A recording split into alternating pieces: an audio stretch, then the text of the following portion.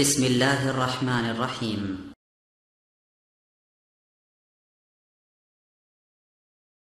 لا إله إلا الله. নিয়মিত YouTube video দেখতে subscribe করুন। নতুন নতুন ভিডিও পেতে ঘন্টা বাটনটি চাপুন। إن الحمد لله الأكرم الذي خلق الإنسان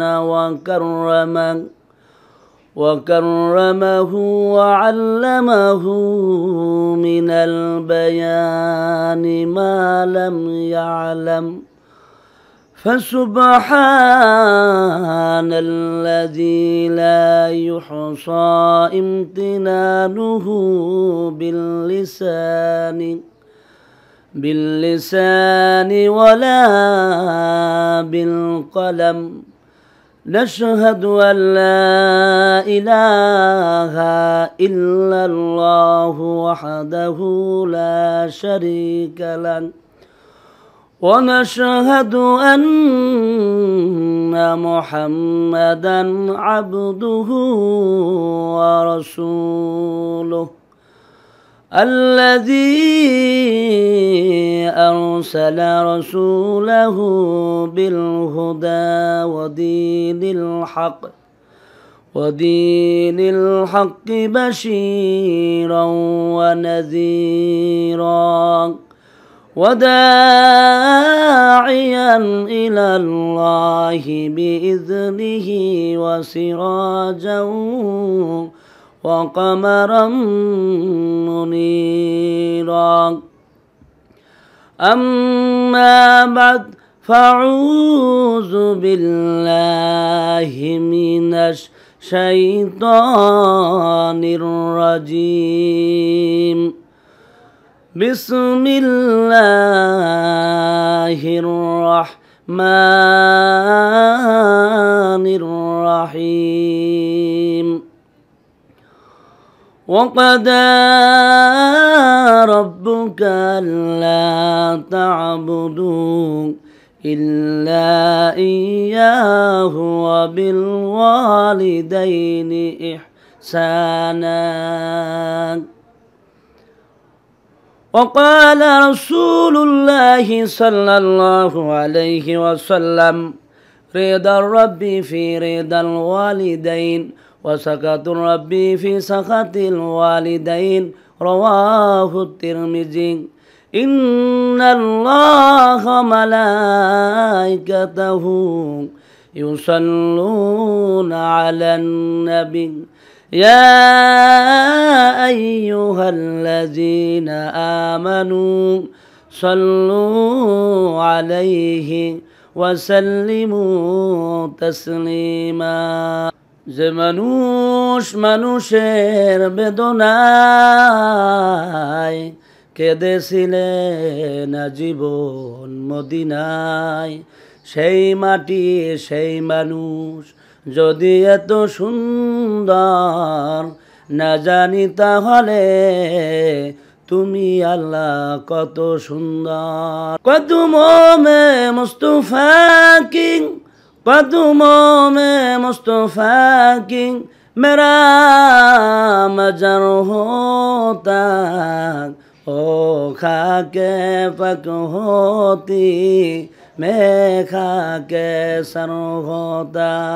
अस्सलामु अलैकुम रहमतुल्लाहि ताला व बरकातुहू। अल्लाह नबी विश्व नबी मुहम्मदुर रसूलुल्लाह सल्लल्लाहु अलैहि वसल्लम बोलेन, মাজালিসুল ইলম হিয়া রাউদাতুম মির রিয়াদিল জান্নাহ।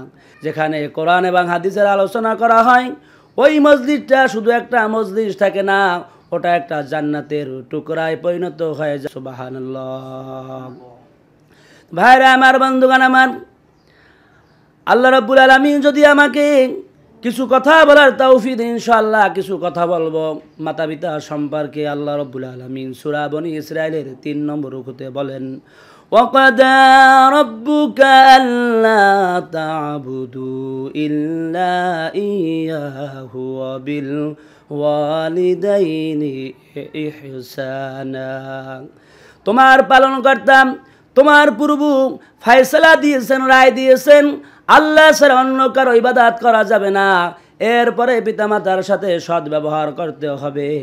আল্লাহ নবী বিশ্ব নবী মুহাম্মদ রাসূলুল্লাহ সাল্লাল্লাহু আলাইহি ওয়াসাল্লাম বলেন, ওয়াকাল রাসূলুল্লাহ সাল্লাল্লাহু আলাইহি ওয়াসাল্লাম, রিদার রাব্বি রিদাল ওয়ালিদাইন ওয়া সাকাতুর রাব্বি ফি সাকাতিল ওয়ালিদাইন, রাওয়াহু তিরমিজি।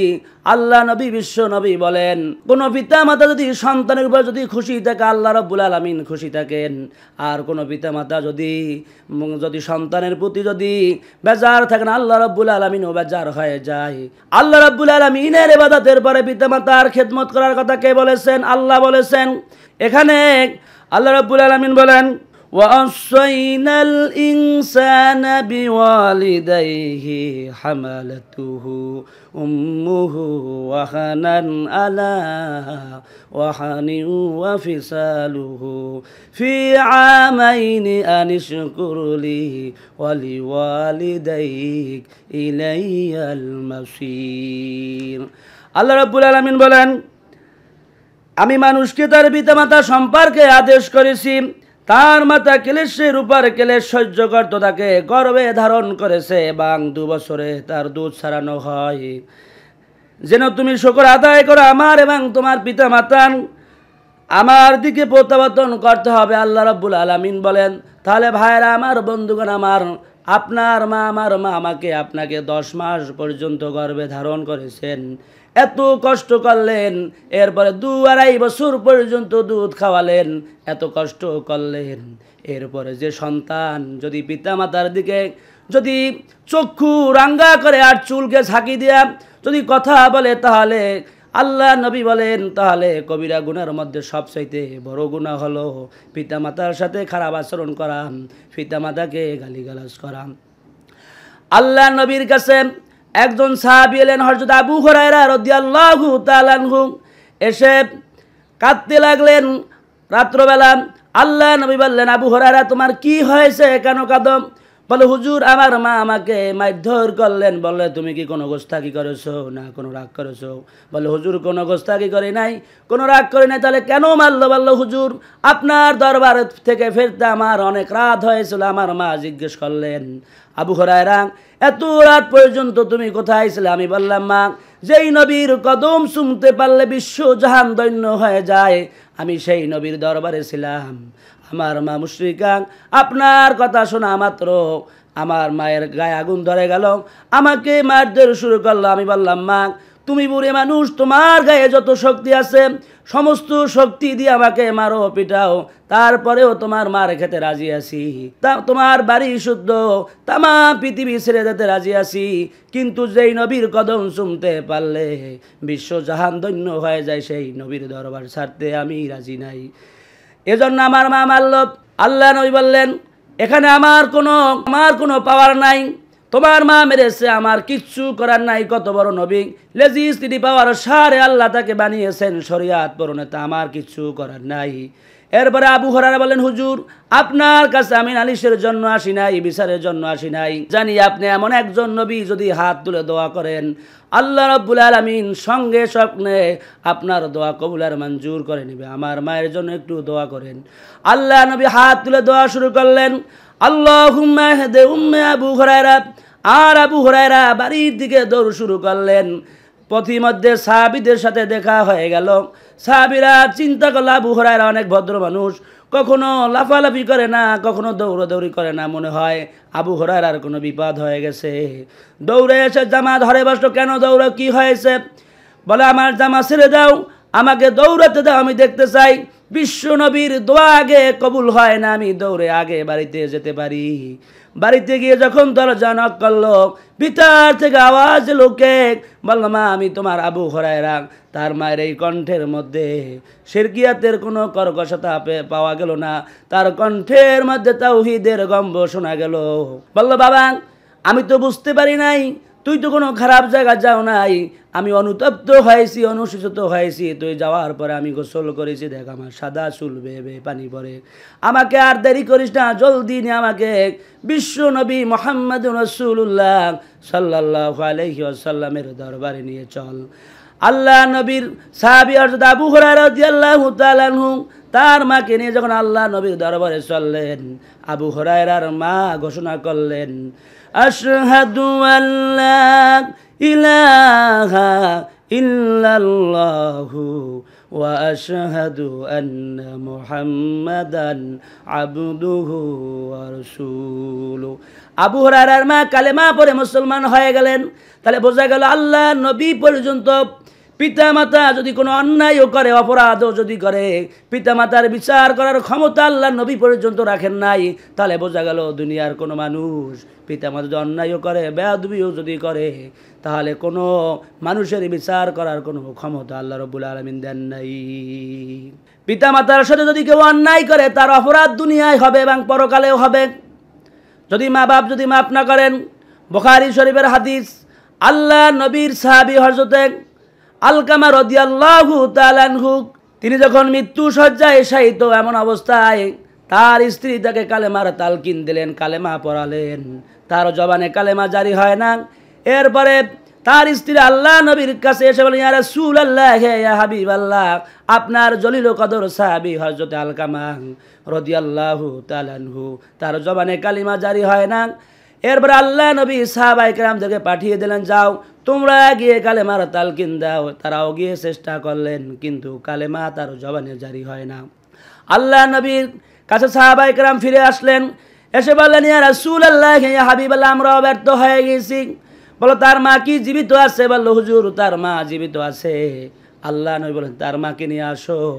এরপরে স্বয়ং বিশ্বনবী মুহাম্মদুর রাসূলুল্লাহ সাল্লাল্লাহু আলাইহি ওয়াসাল্লাম নিজেও স্বয়ং গিয়ে যখন কালেমার তালকিন দিলেন, জবানে কালেমা আসে না।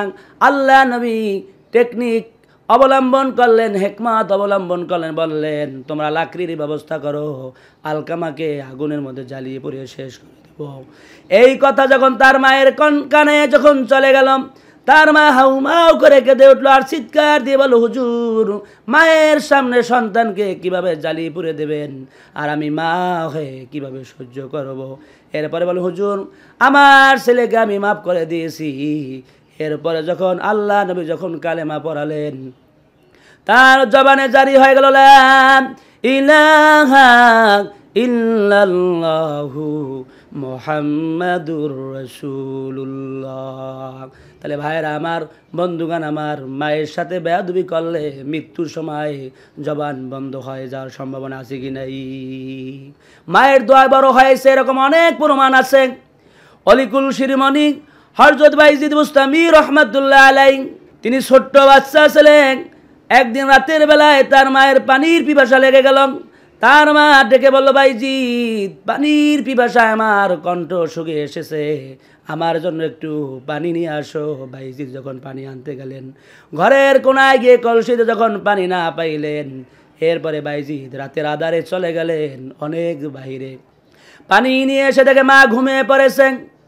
মাকে আর ডাকলেন না, গ্লাস হাতে নিয়ে মায়ের মাথা শিউরে দাঁড়িয়ে রইলেন।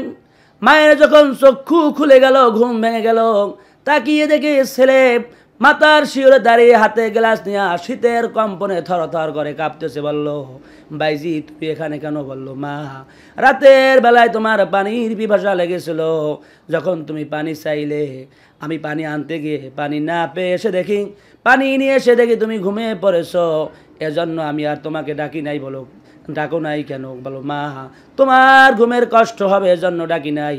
বলো, গ্লাস রেখে কেন ঘুমাও নাই? বলো, মা ঘুমিয়ে গেলে আবার যদি তুমি পানি চেয়ে না পাও তোমার কষ্ট হবে এজন্য আমি গ্লাস রেখে ঘুমাই নাই।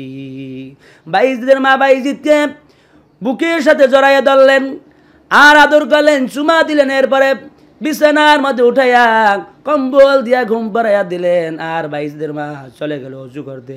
অজু করতে গিয়ে অজু করে এসে নামাজ পড়লেন। নামাজের পরে কপালটা জমিনে লাগাইয়া চিৎকার দিয়ে বলে, রব্বুল আলামিন, আমার কলিজা টুকরা ছোট্ট বাচ্চা বাইজিদ আমার সাথে আজকে যা আচরণ করেছে, আমি মা হয়ে বললাম আমার কলিজা ঠান্ডা হয়ে গেছে। ও আকাশের মালিক, ও আমার হায়াতের মালিক, ও আমার জীবনের মালিক, তুমি আমার বাইজিদকে সুলতানুল আরিফিন বানাইয়ে দাও। আল্লাহ রাব্বুল আলামিন বাইজিদ মুস্তামিকে ওলিকুলের শিরোমণি বানাইয়ে দিলেন। তাহলে ভাইয়েরা আমার, বন্ধুগণ আমার, আল্লাহ রাব্বুল আলামিন বলেন ওয়াকাদা রাব্বুকা আল্লা তা'বুদু ইল্লা ইয়াহু ওয়া বিল ওয়ালিদাইনি ইহসানা। আল্লাহ রাব্বুল আলামিনের ইবাদতের পরে মা বাপের সাথে সদ্ব্যবহার করতে হবে, ইহসান করতে হবে। তাহলে বোঝা গেল আল্লাহ রাব্বুল আলামিনের পরে মায়ের মর্যাদা আল্লাহ দিয়ে দিলেন।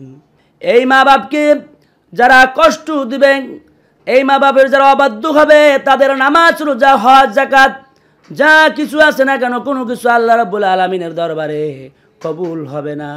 ওয়ান আবি উমামা রাদিয়াল্লাহু তাআলা আনহু قال يا رسول الله ما حق الوالدين على ولدهما قال هما جنتك ونارك رواه ابن ماجه। হযরত আবু উমামা রাদিয়াল্লাহু তাআলা আনহু বলেন, হে আল্লাহ রাসূল, পিতামাতার সাথে আমাদের কি হক আছে? আল্লাহ নবী বললেন, তোমার পিতামাতা তোমার জন্য জান্নাত, আবার তোমার জন্য জাহান্নাম। যদি তুমি মাতা পিতার সাথে সৎ আচরণ করো, ভালো আচরণ করো, তোমার জন্য জান্নাত হয়ে যাবে। আর যদি তুমি খারাপ আচরণ করো, তাহলে তোমার জন্য তারা জাহান্নাম হয়ে যাবে।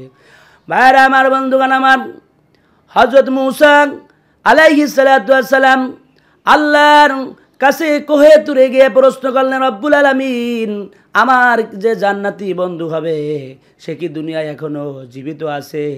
আল্লাহ রব্বুল আলামিন বললেন, তোমার যে জান্নাতি বন্ধু হবে সে এখনো দুনিয়ায় জীবিত আছে। এরপরে আল্লাহর নবী মূসা বললেন, তার একটু পরিচয় দিয়ে দেন, আমি তার সাথে একটু সাক্ষাৎ করতে চাই, তার সাথে একটু আমি দেখা করতে চাই।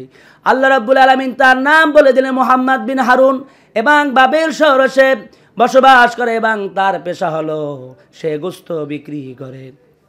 আল্লাহ নবী মূসা চললেন জান্নাতি বন্ধুর সাথে সাক্ষাৎ করার জন্য। চলতে চলতে যখন বাবেল শহরে যখন পৌঁছে গেলেন, যখন কসাইরা যেখানে গোশত বিক্রি করে ওখানে গিয়ে তালাশ করতে শুরু করলেন। যখন নাম জিজ্ঞাসা করলেন, মিলে গেল, পেশাও মিলে গেল, ও নামও মিলে গেল। এরপরে বুঝতে পারলেন আমার জান্নাতি বন্ধু হবে। দাঁড়িয়ে রইলেন। লোকটি যখন গোশত বিক্রি হয়ে গেল, একটা ব্যাগের মধ্যে কিছু গোশত নিয়ে বাড়ির দিকে রওনা শুরু করলেন। বাড়িতে যখন গেলেন, আল্লাহ নবী মূসা তিনিও সাথে সাথে চললেন। বাড়িতে গিয়ে যখন পুলটা থেকে গোশত বের করলেন, বের করে গোশতগুলা সুন্দর করে টুকরা টুকরা করে নিলেন, গোশতগুলা পাক করলেন। আর কিছু রুটি বানালেন। রুটি বানাইয়া এরপরে মাকে গোসল করাইয়া মায়ের পাশে বসে গোশতের টুকরা মুখে দিলেন, আর রুটির টুকরা মুখে দিলেন, চামচ দিয়া ঝোল দিয়া খাওয়াই দিলেন। এরপরে খাওয়া যখন শেষ হয়ে গেল, মা আল্লাহ রব্বুল আলামিনের দরবারে হাত তুলে দোয়া শুরু করলেন, রব্বুল আলামিন, আমার ছেলে সারাদিন এত কষ্ট এত পরিশ্রমের পরে সে আমাকে এত সুন্দর করে গোসল করে, আবারও আমাকে রান্না বান্না করে খাওয়ায়। আমার সন্তানকে এই জামানার নবী মূসা আলাইহিস সালাতু ওয়াস সালামের সাথে জান্নাতের আল্লাহ তুমি ব্যবস্থা করে দাও। যখন এই দোয়া করলেন, আল্লাহ নবীর মূসা পাশে বসা ছিলেন, যখন শুনলেন ভালোভাবে বুঝতে পারলেন না তোমার মা খানা শেষে তোমার জন্য কি দোয়া করলেন। বলল, হুজুর, যদি আমি বলি আপনি শুনলে হাসবেন, আমি লজ্জা পাবো, এটা বলা যাবে না। তোমার মা জীর্ণ শীর্ণ কণ্ঠে বলেছে, ভালোভাবে বুঝি না, একটু বলো। আমি হাসবো না, আমার কাছে বলো। এরপরে বলল, আমার মা দৈনিক এভাবে খানা যখন শেষ হয়ে যায় আমার জন্য দোয়া করে, রব্বুল আলামিন এই জামানার পয়গাম্বার মূসা আলাইহিস সালাতু ওয়াস সালামের সাথে আমার সন্তানের জান্নাতের ব্যবস্থা করে দাও। এরপরে মূসা আলাইহিস সালাতু ওয়াস সালাম পরিচয় দিলেন, আমাকে কি চেনো? বলো, না চিনি না, আমি হচ্ছি সেই এই জামানার পয়গাম্বার মূসা আলাইহিস সালাতু ওয়াস সালাম। এরপরে জড়াই ধরলেন, কেঁদে ফেললেন, আর বললেন, তোমার মায়ের দোয়া আল্লাহ রব্বুল আলামিন কবুল আর মঞ্জুর করে নিয়েছেন। হাদিসের মধ্যে এসেছে, মুস্তাজাবুদ দাওয়া, 3 ব্যক্তির দোয়া আল্লাহ রব্বুল আলামিন ফিরান না। যদি কোনো মাতা পিতা যদি দোয়া করে, আর এই দোয়া আল্লাহর মাঝে আর তার মাতা পিতার মাঝে কোনো হিজাব থাকে না, কোনো পর্দা থাকে না, সঙ্গে সঙ্গে কবুল হয়ে যায়। আর কোনো মাজলুম ব্যক্তি যদি দোয়া করে, তাও আল্লাহ রব্বুল আলামিন ফিরান না, তাও কবুল হয়ে যায়। কোনো মুসাফির ব্যক্তি যদি দোয়া করে, তাও কবুল হয়ে যায়। আল্লাহ রব্বুল আলামিন এর মাঝে আর ওই বান্দার মাঝে কোনো পর্দা থাকে না, আল্লাহ রব্বুল আলামিন কবুল আর মঞ্জুর করে নেন। যাদের মাতা পিতা আছেন তাদেরকে আমি অনুরোধ করব, তারা বাড়িতে গিয়ে মা বাপের যদি পা ধরে যদি মাপ চায়, মা বাপের মনটা এতই নরম এতই কোমল, আপনি যখন পা ধরে মাপ চাবেন আল্লাহ রাব্বুল আলামিন মায়ের মনটাকে এত নরম এত কোমল করে দিয়েছে, সঙ্গে সঙ্গে মাফ করে দিবেন। আর আমরা একটা দোয়া 5 ওয়াক্ত নামাজের পরে করব, রব্বিরহামহুমা কামা রব্বায়ানি সগীরা। রব্বুল আলামিন আমার মা বাবা আমাকে শৈশবকালে যেভাবে লালন পালন করেছে, তুমিও সেইভাবে তোমার রহমতের কোলে আমার মা বাপকে লালন পালন করো। এই দোয়াটা দৈনিক 5 ওয়াক্ত নামাজের পরে করবেন, কেউ ভুলে যাবেন না। আল্লাহ রাব্বুল আলামিন আমাদেরকে যে আলোচনাগুলো করেছি আমাকে সহকারে সকলকে যেন আমল করার তৌফিক দিন। ওমা আলাইনা ইল্লাল বালাগ। আসসালামু আলাইকুম ওয়া রাহমাতুল্লাহ। নিয়মিত ইউটিউব ভিডিও দেখতে সাবস্ক্রাইব করুন। নতুন নতুন ভিডিও পেতে ঘন্টা বাটনটি চাপুন।